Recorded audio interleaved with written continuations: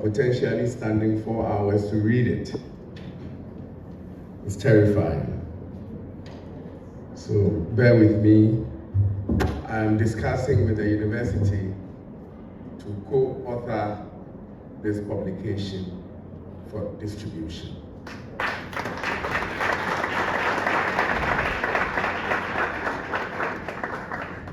The Pro-Vice Chancellor, Professor Winston Brampa, distinguished rectors of the various institutes, Dean of Faculty of Public Relations, Advertising and Marketing, faculty members, dear students, our friends from the media, invited guests, ladies and gentlemen. Before I start, I'd like to mention that Mr.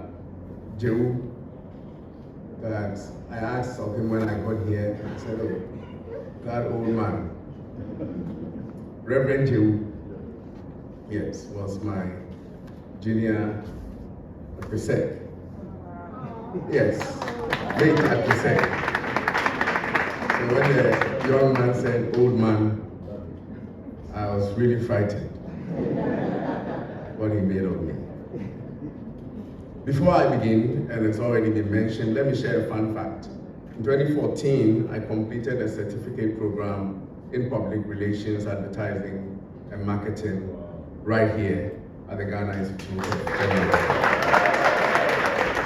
So in a sense, I am back home.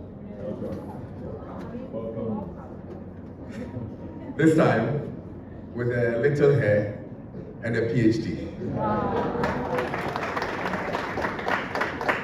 I often wonder what if AI had been as powerful and accessible then as it is today. I might have asked ChatGPT to help me write my PR briefs or use machine learning to analyze campaign impact. But here we are, at the moment when we once seemed futuristic, it has become very fundamental. And that's what today's conversation is why today's conversation is so important. Globally, algorithms are shaping decisions across sectors. In healthcare, AI is enabling early disease detection through diagnostic imaging and predictive analytics. In transportation, cities like Singapore have developed AI to manage traffic and optimize public transport. Financial institutions use AI to detect fraud, automate credit scoring, and enhance customer service. Education systems apply adaptive learning algorithms to personalize content. In agriculture, AI-driven models are forecasting weather and improving yield efficiency. National security agencies also leverage AI for cyber threat intelligence and surveillance. Across the globe, nations are asking a central question: how will AI redefine work? And what must we do to ensure no one is left behind? After reading several reports and data on AI, I decided to do something simple by revealing. I picked up a phone and called my nephew, who is currently in school, and I asked, what do you and your friends think about AI and work after school? He didn't hesitate. Uncle Bryan said, AI is nice, but it can do everything now. What's going to be left for us? We are afraid we'll finish school and stand up and still end up jobless because robots will do everything that we're supposed to be doing. His response struck a chord, and not because he was wrong. In fact, the fear is increasingly common among young people, not only in Ghana, but around the world. I've heard similar concerns from university students, junior staff at the ministry, even fresh graduates. And yes, it's true. AI is automating many tasks we once thought only humans could do. It's writing reports, designing graphics, analyzing data, even diagnosing diseases. So their anxiety is valid. But here is what I told my nephew, and I want to tell all of you today. AI may change jobs, but it does not erase human value. It replaces tasks, not people. It automates routine, but it also amplifies creativity. The future doesn't belong to machines. It belongs to humans who know how to work with the machines.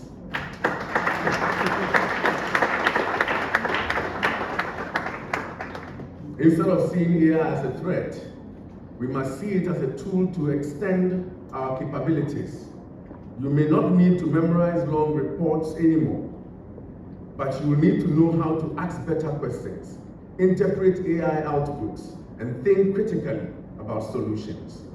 You may not need to manually sift through pages of data, but you will need to know how to tell meaningful stories from insights AI gives you. That's where the real value and opportunity lies, in developing skills that machines cannot replace, like emotional intelligence, ethical reasoning, communication, collaboration, creative problem solving. These are irreplaceable human skills, and that will define leadership in the AI age. And for those of you with an entrepreneurial mindset, the prospects are even more exciting. AI lowers the cost of starting business, speeds up product development, and enables you to serve global clients from your dorm room. You don't need a 100-person team to build a brand. You just need curiosity, strategy, and access to AI tools. So I say to every student, don't be afraid of robots. Master them, use them. Leverage AI not to diminish your potential, but to multiply it. Let AI make you more efficient, more innovative, and more competitive. The future of work is not about who gets replaced, it's about who gets ready. We are a country of young minds, of untapped potential, and extraordinary resilience. But we are also a country facing widening skills gaps, a public sector stretched thin, and institutions still grappling with digital transformation. As someone who has served in public office and also studied the adoption of intelligence systems in institutional environments, I am convinced that we cannot afford to be passive in this moment. The challenge before us is not whether we will use it. Challenge is not whether we will use AI, but whether we will lead it, shape it, and deploy it to serve Ghanaians' lives and livelihoods. I have devoted significant time to explore the intersections of trust, institutional responsiveness, and technology adoption through multiple lenses: education, governance, the public service transformation. These studies reveal that the successes of AI and digital transformation is not only simply determined by technical functionality, but how well people and institutions are prepared to engage these tools. Regarding technological trust, my co-authored study or publication in 2023 on the acceptance of ChatGPT in education, Acheampong et al. 2023, found that trust is the bedrock of technology adoption among students. Trust. Trust was not derived from mere exposure to AI tools, but rather from the perceived usefulness, transparency, and ethical clarity surrounding their use. Students were more willing to engage with AI platforms when they could clearly understand their purpose, see alignment with their learning goals, feel assured that these tools respected their autonomy. This simply implies that trust in AI is not just psychological, it is structural, shaped by communication, user experience, and value alignment. For Ghana, building trust means involving users early, ensuring algorithmic fairness, and demystifying AI through inclusive dialogues. Concerning institutional responsiveness, it speaks to the ability of government bodies, ministries, agencies to respond strategically and ethically to technological change. Again, in my work on integrated financial management systems, Acheampong and Baby 2020, we argue that reforms fail because they are driven by external pressure on technical threats, not institutional understanding. When interoperability initiatives were introduced without deep engagement with end users, civil servants, auditors, local managers, it became underutilized and even rejected. This shows that institutions must be adaptive, communicative, learning-oriented, and responsive. Responsiveness includes having feedback mechanisms, change management protocols, and cross-functional leadership teams that can align digital goals with public values. Regarding AI adoption in education and governance, and this is important for our professors and rectors, the adoption of contactless technologies during the COVID-19 period, which I studied using the Technology Organization Environment Framework in Ofosu Ampong and Acheampong 2022, highlighted that adoption is multidimensional. It is not just about having the right technology, which is AI tools, but also about organizational readiness and external factors like infrastructure and regulation. This model is critical for AI in both education and governance. Institutions must not only invest in tools, but also in strategic frameworks that support uptake training and alignment with mission goals. In the public sector especially, my research suggests that successful adoption is contingent on mutual understanding among stakeholders, as explored in my work on platform interoperability, Bryan Acheampong and Baby in 2019. Silos must be broken. Policy, IT, and operational departments must co-design digital solutions, not simply implement them in sequence.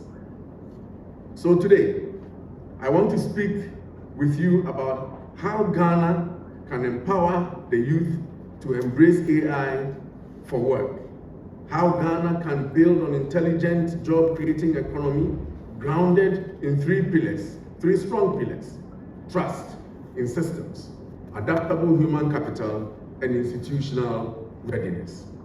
The goal is not just to embrace artificial intelligence, but to use it to unlock real economic value for young people, entrepreneurs, our farmers, and our public institutions.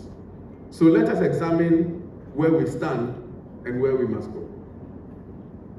Situating Ghana in the global AI economy. Think about it. AI now writes, speaks, predicts, diagnoses, translates, and even paints. It is a tool of cognitive augmentation and creative expression. Even closer to home, right here in Rwanda, they've launched a national AI policy and is integrating AI into healthcare diagnostics and agricultural planning. These developments raise an important question for us. Where does Ghana stand in this rapidly changing landscape? To be honest, our position is not yet defined. Ghana has made quite some admirable strides in digital inclusion. We have improved internet penetration, made significant reforms in mobile money infrastructure, and launched the Ghana card as a biometric foundation for digital identity. But that's just about it. Young men that are exploring AI are basically on their own.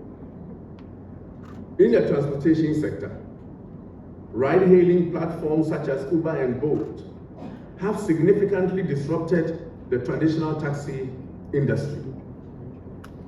These AI-driven platforms use algorithms to match drivers with passengers, calculating dynamic pricing based on demand, and optimize routes in real time. changing how mobility services are accessed in modern Ghana. And I'm sure you all know Uber does. Uber has not changed the distance from your location to your destination. The same amount of time that it will take the taxi to get there is the same time that Uber will also get there. What Uber has changed is the information that tells you how long it will take for you to stand and wait for the car. That is just it. And it has caused major disruption and created $1 billion industry. Just telling you how long it will take for your ride to get there. In the education sector, the introduction of ChatGPT, the students' favorite, an AI-powered learning assistant is altering how students research. And we should encourage them.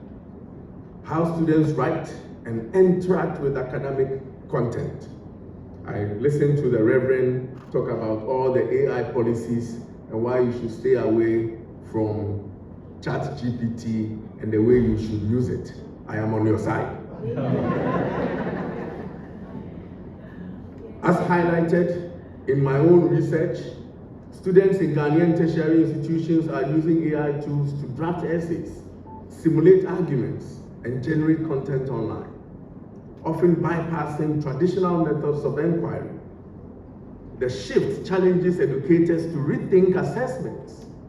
Educators must rethink assessments, uphold academic integrity, and integrate AI literacy into curricula, or else very soon the educators themselves will be replaced.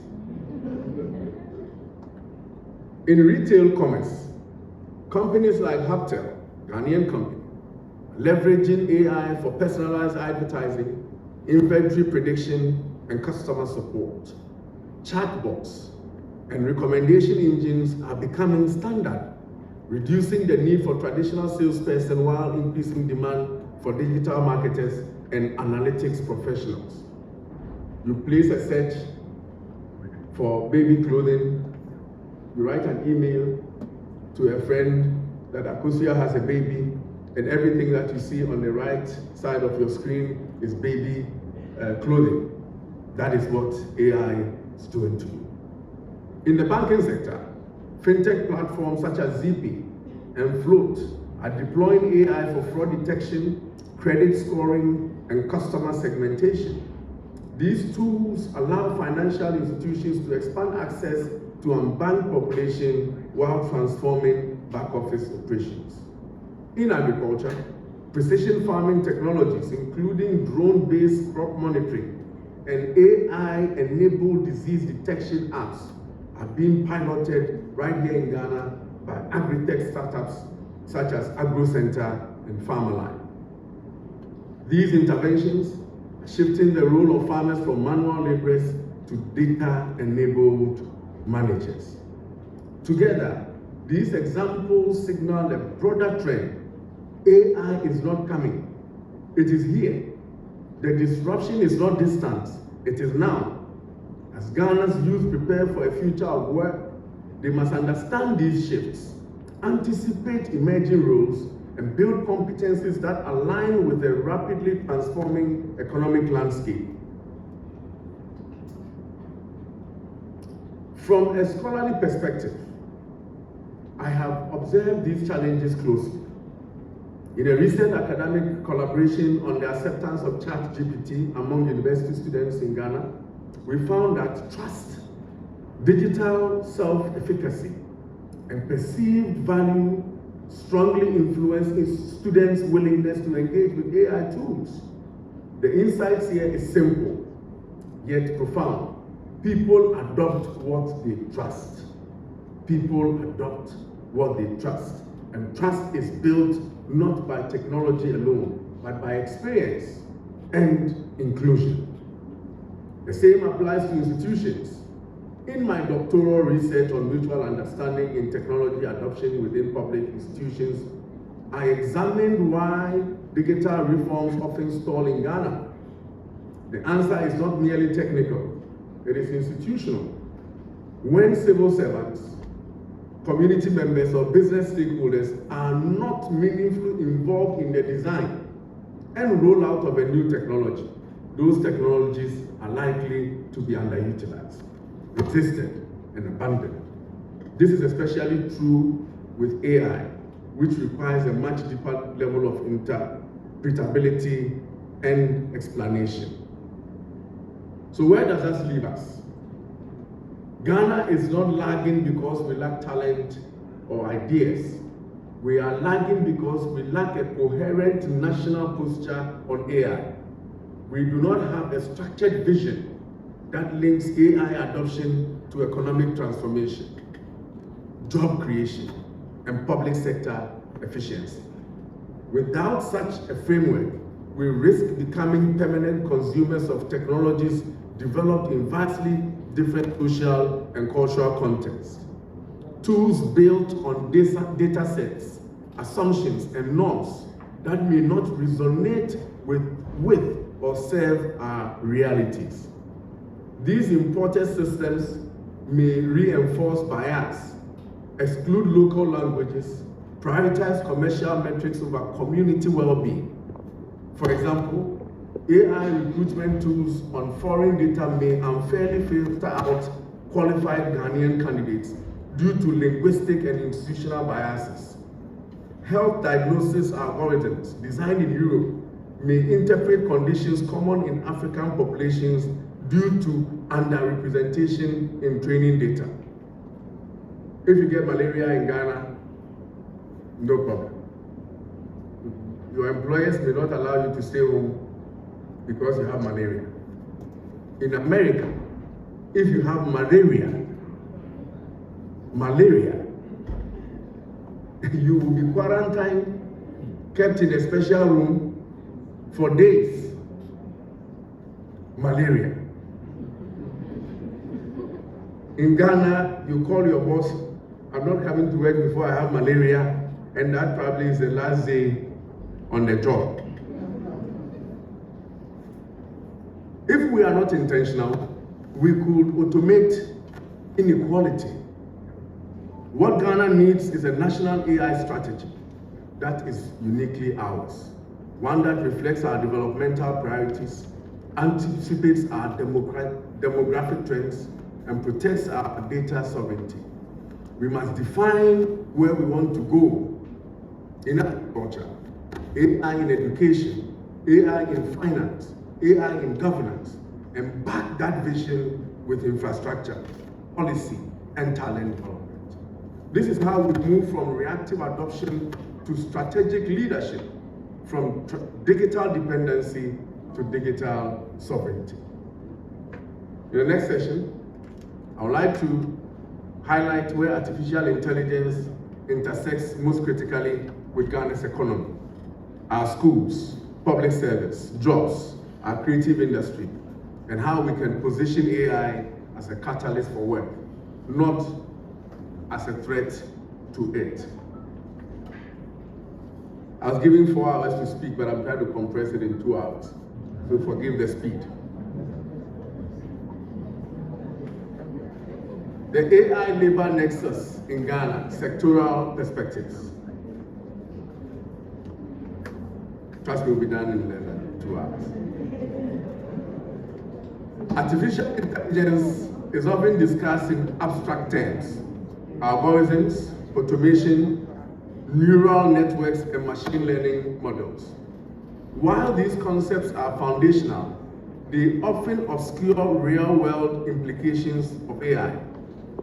At its core, AI refers to systems that can perform tasks normally requiring human intelligence, such as recognizing speech, making decisions, translating language, and detecting patterns in data. These systems learn from large data sets, adapt through feedback, and improve over time, making them increasingly central to how our economies function and evolve.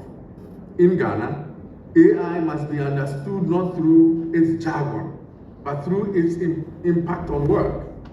We are not just talking about futuristic robotics or autonomous cars.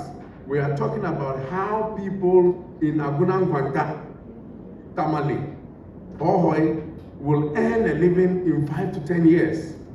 We are talking about jobs, who gets them, how they change, and what skills they require. You are going to Rock City next week. Oh, thank you. Thank you very much. And I'm transferring my PA here. AI must be understood not through its jargon, but through its impact on work. We are not just talking about futuristic robotics or autonomous cars. We are talking about how people in Agunankwanta, Tamale, or Hohoi will earn a living in 5 to 10 years. We are talking about jobs, who gets them, how they change, and what skills they require. Let me highlight 4 sectors where AI is already influencing the future of work in Ghana and where strategic investment can make the difference. Agriculture. Agriculture is the largest employer, engaging approximately 33% of the total workforce and contributing about 20% of the country's GDP. This is as per Statistical Service 2022. Yet, despite its centrality in livelihoods and food security, it remains one of the least digitized sectors of the economy. The sector is characterized by fragmented value chains, minimal data integration, and limited access to intelligence. When I talk about AI in farming, I'm not talking about automating the cutlass and the hoe. During my tenure at the Ministry of Food and Agriculture, we launched the second phase of the Planting for Food and Jobs initiative. This wasn't about distributing fertilizer. It was about building the foundation for a smart, data-responsive agricultural system. One of the key pillars of this transformation was the development of the Ghana Agriculture and Agribusiness Platform, first of its kind in the country, and the World Bank intends to deploy it throughout Africa. The platform enables access to agronomic devices, weather insights, supply chain logistics, and real-time market information while enhancing transparency, traceability, and farmer coordination. Go to ghaap.com and you will understand what I'm talking about. This digital backbone can be further augmented with artificial intelligence. AI-enabled crop health apps, for instance, can be developed by students, which will allow farmers to detect diseases using photos taken with their phones. Machine learning models can predict optimal planting windows based on climate data. Price forecasting algorithms can empower farmers to time their harvest for better market returns. These tools are not futuristic. They are urgently needed in a sector grappling with climate variability, land degradation, and post-harvest losses. That is job created. If adopted to scale, they can transform agriculture from a subsistence activity into a data-driven, youth-attractive economic engine. But imagine going forward. Imagine farmers using AI-powered mobile apps that diagnose crop diseases with a photo, or machine learning models that predict market prices based on weather and regional demand. These are not luxuries, they are necessities in a region facing climate variability, again, land degradation, and supply chain inefficiencies. Integrating AI into agriculture can reduce post-harvest losses, increase productivity, and most importantly, make farming a high-tech profession attractive to young people. You see where the job is? Exactly. Education and youth employment, building adaptive learners. On the second challenge, the opportunity is education. Ghana's educational system is at the crossroads. We are still producing graduates for a 20th century economy, true and poor. While the 21st century well, is demanding coders, data scientists, ethical hackers, and AI ethicists. The current government is pushing a 1 million coders program. If they succeed in implementing it well, it will be good for the country.